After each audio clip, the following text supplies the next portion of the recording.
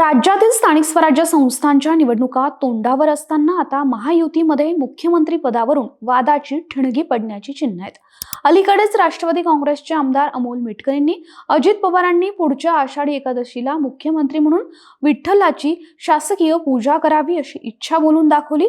त्यानंतर आता एकनाथ शिंदे यांना मुख्यमंत्रीपदी बसवण्याच्या शिवसेनेच्या आकांक्षांना नवे धुमारे फुटलेत। शिंदे गटाच्या नेत्या आणि विधान परिषदेच्या उपसभापती डॉक्टर नीलम गोऱ्हेंच्या वक्तव्यामुळे राजकीय वर्तुळात ही चर्चा सुरू झाली आहे।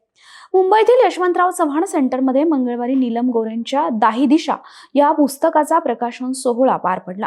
यावेळी नीलम गोऱ्हेंनी एकनाथ शिंदे यांच्या मुख्यमंत्री पदाविषयी केलेल्या वक्तव्यामुळे अनेकांच्या भुवया उंचावल्या।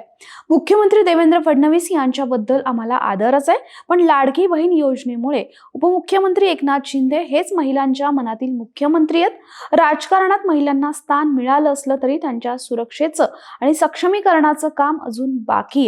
महिलांना आरक्षण मिळालं पण संरक्षण नाही, यासाठीचा संघर्ष अजून सुरू असल्याचं वक्तव्य नीलम गोऱ्हेंनी केलंय।